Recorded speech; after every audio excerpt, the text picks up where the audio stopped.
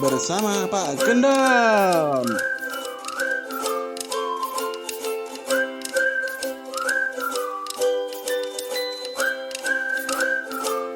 Bersama Pak Gendam.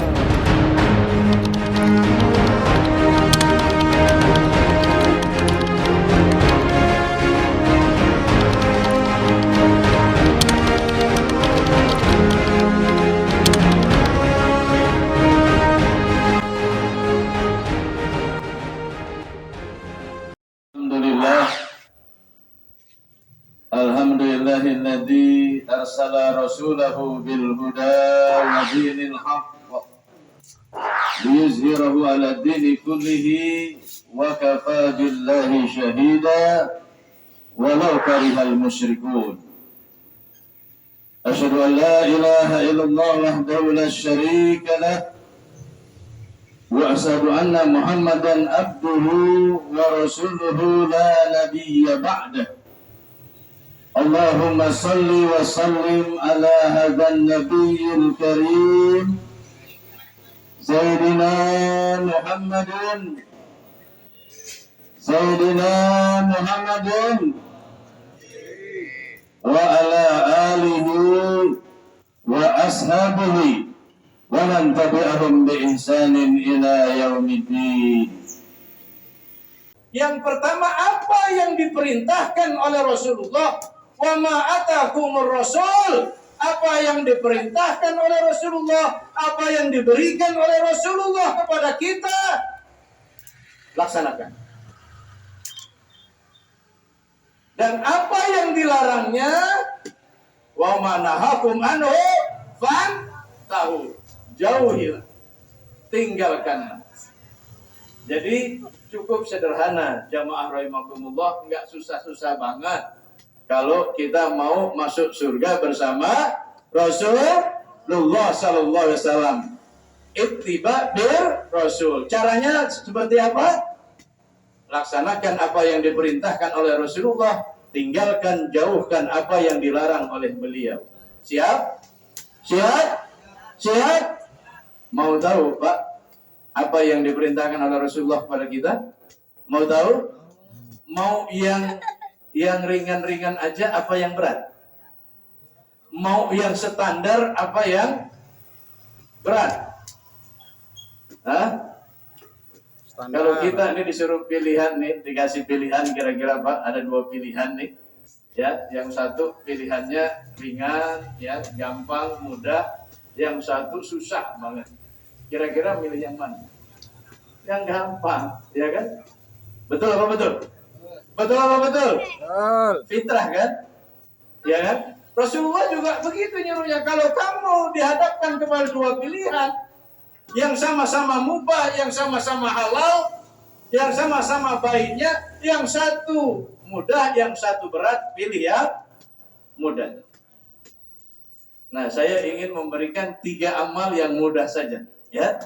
Yang insya Allah kalau kita komitmen melaksanakannya sesuai yang diperintahkan oleh Rasulullah, fa insya Allah, wallahi, kita insya Allah menjadi ahlul jannah. Dan kita akan bertemu dengan Rasulullah di dalam surga. Rasulullah menyatakan bahwa ada 3 amal yang dicintai, bahkan yang paling dicintai oleh Allah subhanahu wa ta'ala. Kalau Allah mencintai satu amal, lalu kita melaksanakan amal itu sehingga Allah mencintai kita, kira-kira kita masuk surga ya? Kemungkinan besarnya masuk surga nggak? Apa yang kita minta dikasih nggak, Pak? Kasih. Kayak kita sama anak kan, kalau kita sayang banget, cinta banget sama anak, anak minta apa aja dikasih nggak? Dikasih, ya kan? Nah, ini perintah ini sebenarnya sudah lama, dari kecil kita dikasih tahu oleh orang tua kita, oleh guru kita, bahwa ada pesan Rasulullah tentang 3 amal yang paling dicintai oleh Allah subhanahu wa ta'ala. Fa insya Allah, kalau kita melaksanakannya dengan penuh komitmen, itu akan membawa kita kepada keselamatan dunia dan akhirat. akan mengantarkan kita kepada surga yang penuh dengan kenikmatan, dan insya Allah kita akan bertemu dengan Rasulullah di dalam surga. Yang pertama, as-sholat ala waktiha. Sholat pada waktu. Sholat apa nih? Sholat apa? Sholat wajib, sholat fardu. Cuma itu. Rasulullah menyatakan sholat sunnah. Kalau dikatakan as-sholat ala waktiha, itu berarti sholat fardu. Jadi kalau orang fokus melaksanakan sholat fardunya di awal waktu berjamaah, karena sholat laki-laki itu harus berjamaah di masjid, di musola.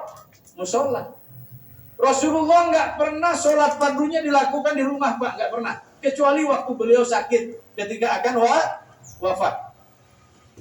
Sebaliknya sholat sunnah beliau banyak dilakukan di rumah, termasuk sholat sunnah rawatib, qobliyah dan ba'diyah. Beliau banyak melakukannya di rumah. Tapi kalau sholat fardu, beliau tidak pernah melaksanakannya di rumah. Beliau melaksanakannya di masjid secara berjamaah. Ini juga menjadi patokan buat kita untuk ittiba bisunatir Rasul. Jadi kalau kita mau masuk surga bersama Rasul, maka sholatlah fardu kita di masjid dengan berjamaah. Pak, Ya. mau masuk surga tanpa hisab? Mau?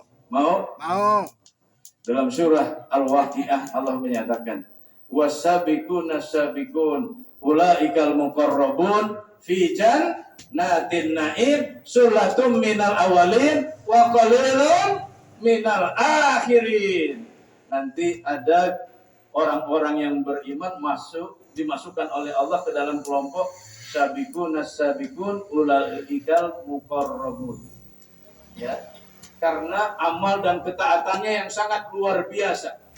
Wasabiqun ini diterjemahkan oleh mufassirin adalah orang-orang yang berlomba-lomba untuk menjadi yang terdepan di dalam menjalankan ketaatannya kepada Allah. Di dalam melaksanakan sholat fardu misalnya, dia sudah berada di masjid, di musola sebelum azan berkumandang. Bahkan sebelum yang lain datang, dia sudah berada di masjid atau di musola. Ini yang disebut dengan wasabiqun nasabiqun. Orang-orang yang berkejar-kejaran untuk menjadi yang terdepan di dalam menjalankan ketaatan kepada Allah dan Rasulullah Sallallahu Alaihi Wasallam. Nah, orang-orang seperti ini, kata para ulama, akan masuk surga tanpa hisab. Allahu Akbar. Semoga kita termasuk di dalamnya. Amin.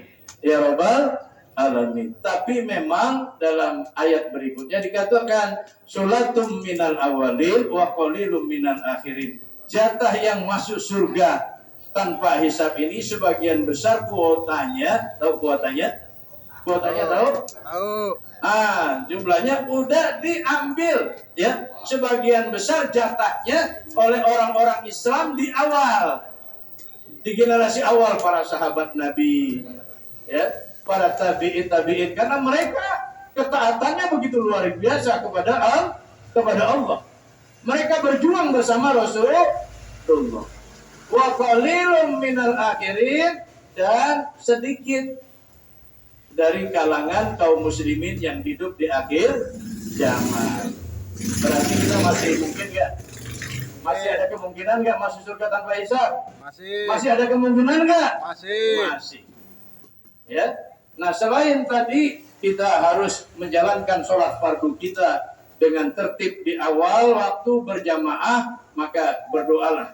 Banyaklah berdoa kepada Allah agar kita dimasukkan surga tanpa hisab. Ya Allah, masukkan kami, keluarga kami ke dalam surga-Mu tanpa hisab. Amin. Mudah-mudahan diijabah oleh Allah Subhanahu wa taala. Ya.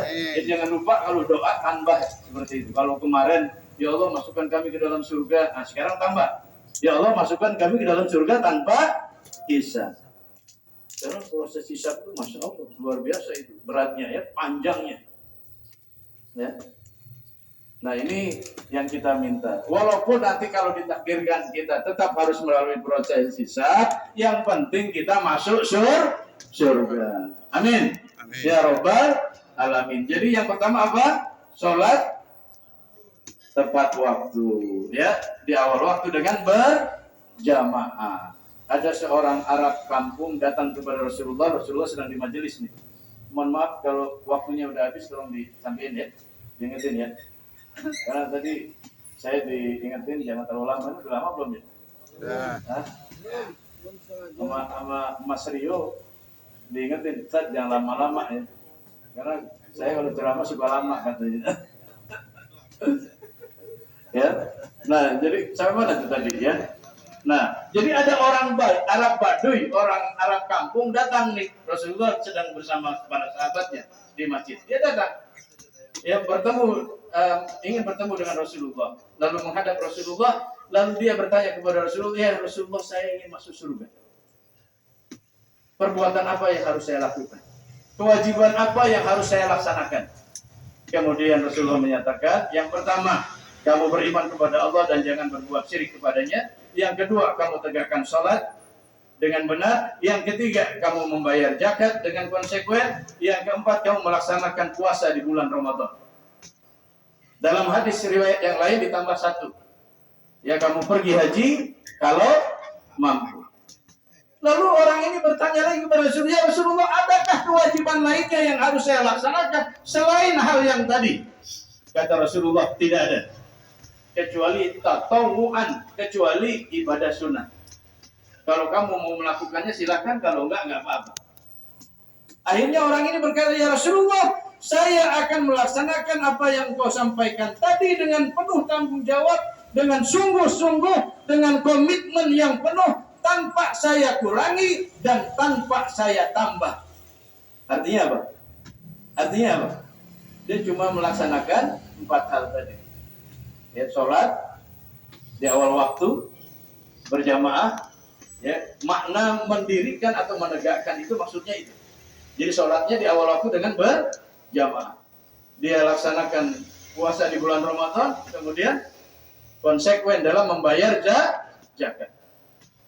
Ketika orang ini pergi pamit dari Rasulullah, ya, Rasulullah kemudian berkata kepada para sahabatnya, "Kalau kamu mau melihat ahlul jannah, dialah salah seorang di antaranya."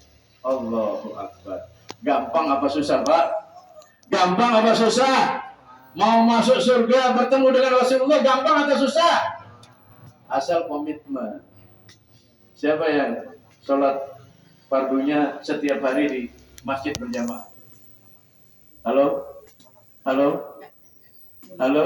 Halo. Hah?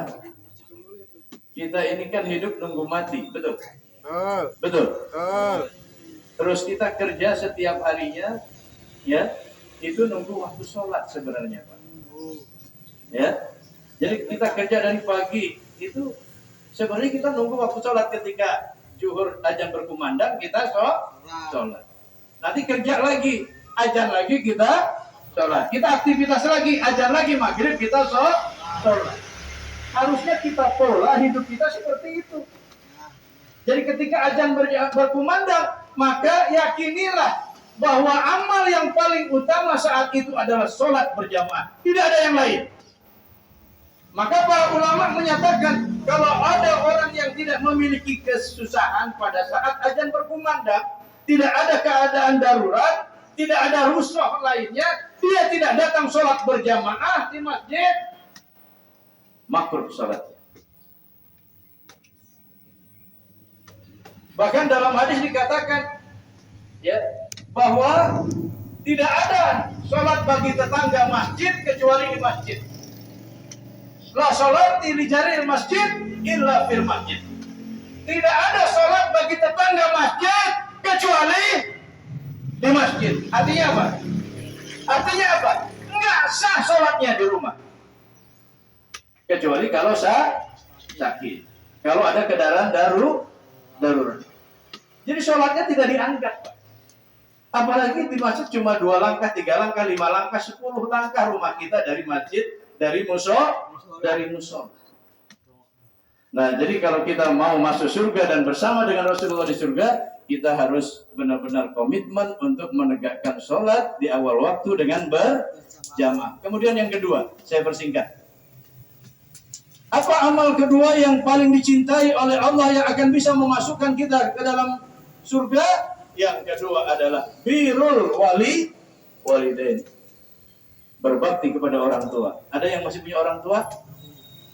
Mereka adalah pintu surga buat kita, Bang. Halo? Ada seorang laki-laki datang menemui Imam Hasan Al-Basri dalam majelisnya. Dia bertanya kepada Imam Hasan Al-Basri, "Ya Syekh, saya punya ibu saya numpang di rumah saya. Setiap harinya suka berselisih dengan istri saya. Apa yang harus saya lakukan?" Saya itu berkata, "Coba ulangi pertanyaanmu." "Ya Syekh, saya punya ibu numpang di rumah saya. Setiap hari sering berselisih dengan istri saya. Apa yang harus saya lakukan?" Coba ulangi pertanyaanmu berulang-ulang sampai 10 kali. Ya. Syekh Hasan Al-Basri bertanya lagi kepada pemuda ini. Kemudian akhirnya laki-laki ini menjawab, "Ya Syekh, tolonglah. Dengarkan dulu apa yang saya sampaikan. Kemudian berikanlah fatwa terhadap masalah itu terhadap saya." Apa kata Syekh Hasan Al-Basri? "Wahai anak muda, pertanyaanmu salah. Makanya saya ulang terus. Yang menumpang itu bukan ibu kamu, tapi kamu dan istrimu yang menumpang kepada ibumu." Sangat durhaka Bapak Ibu sekalian. Jamaah rahimakumullah, kalau ada seorang anak menganggap orang tuanya numpang di rumahnya. Terjadi saat ini? Terjadi saat ini? Kita ada di dunia ini karena bapak dan ibu kita. Tanpa jasa mereka kita tidak akan lahir di dunia. Jadi yang menumpang itu kita kepada orang tua kita, walaupun yang beli rumah itu kita. Paham? Paham? Jangan sekali-kali menganggap orang tua numpang di rumah kita. Ini sesuai dengan sabda Rasulullah. Suatu saat Rasulullah juga didatangi oleh seorang laki-laki. "Ya Rasulullah, ayah saya suka mengambil harta saya tanpa izin saya. Apa yang harus saya lakukan?" Kemudian Rasulullah menjawab, "Wahai anak muda, pahamilah. Kamu dan harta kamu itu adalah milik orang tua kamu. Apabila orang tua kamu memakai harta kamu, ingin memakai harta kamu, menggunakan harta kamu, dia tidak perlu izin kepadamu. Tapi kalau kamu ingin menggunakan harta kedua orang tuamu, kamu harus izin kepada kedua orang tuamu." Masya Allah. Ihwatul iman rahimakumullah. Bapak hadirin, pernah minjemin uang sama orang tua? Pernah orang tua datang kepada kita, "Nak, aku pinjam uang." Pernah? Bapak kasih pinjam, lalu bapak tagih. Dosa besar, Pak. Kalau ada seorang anak meminjamkan uangnya kepada orang tua, lalu ditagih lagi hutangnya, dosa besar. Orang tua kita melahirkan kita, mendidik kita, menyekolahkan kita, memberi makan kita sampai kita dewasa, dinikahkan. Berapa juta, puluhan juta, ratusan juta dikeluarkan untuk kita. Betul? Betul? Pamerihkah mereka kepada kita? Pernahkah mereka menyodorkan catatan, "Ini loh nak, ya, sekian banyak harta yang sudah kami keluarkan untuk mendidik kamu, tolong kembalikan." Ada yang begitu? Pantaskah seorang anak kemudian ketika dia dewasa, ketika dia memiliki kemampuan, memiliki harta, meminjamkan hartanya kepada orang tuanya, kemudian menagihnya kepada orang tua? Pantaskah? Jamaah rahimakumullah. Istighfar. Kalau dulu kita pernah seperti itu, istighfar. Karena ini sering terjadi. Jadi bahkan ada yang mengkompensasi kewarisan. Kan bapak, ibu masih punya rumah. Nanti kalau rumahnya udah dijual, dibayar dari... Ada yang begitu, ada? Ada? Ada? Dosa, Pak. Bukan dosa lagi, dosa besar. Kita tidak akan pernah masuk surga kalau kita memperlakukan orang tua kita seperti itu. Nah, kenapa kemudian Rasulullah menyatakan birrul walidain, berbakti kepada orang tua ini menjadi amal yang sangat dicintai oleh Allah dan amal yang akan membuka pintu surga buat kita. Siap berbakti kepada orang tua? Siap memuliakan orang tua?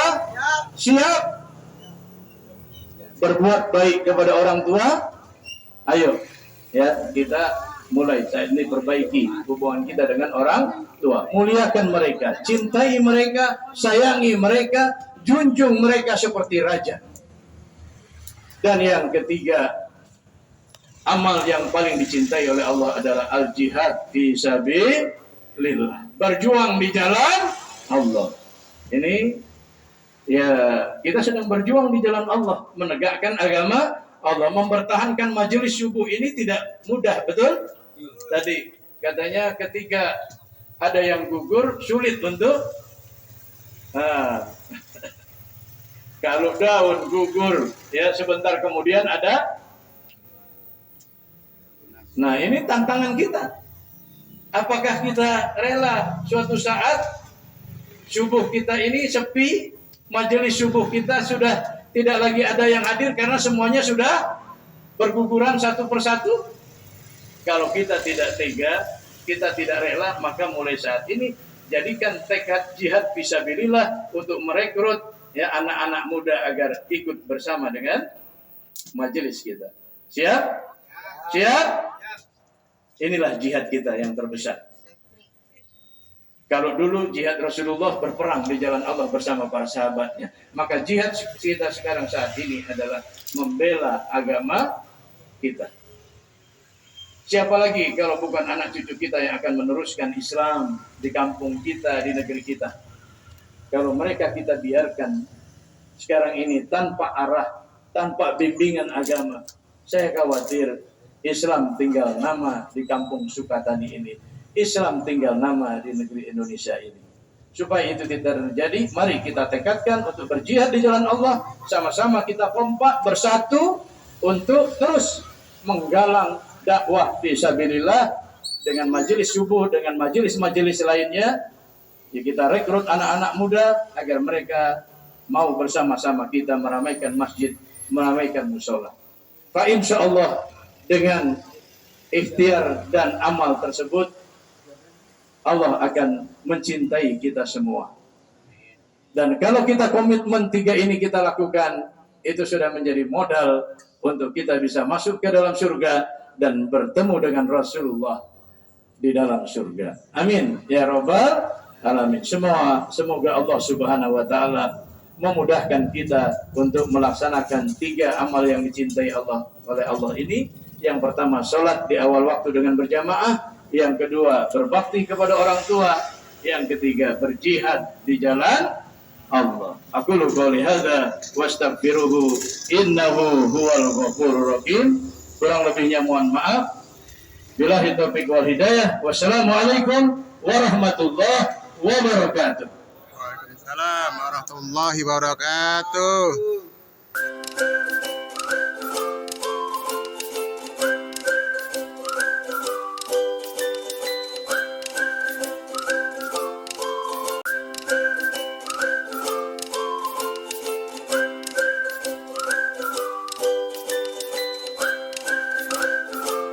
Bersama Pak Gendam.